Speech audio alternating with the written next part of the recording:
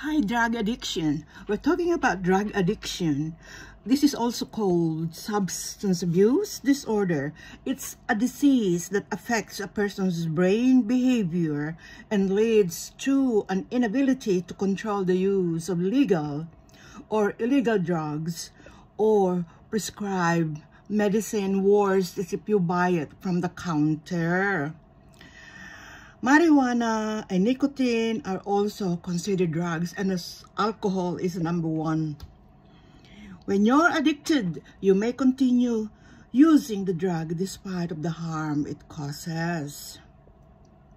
The risk of substance abuse and how fast you become addicted varies by drug.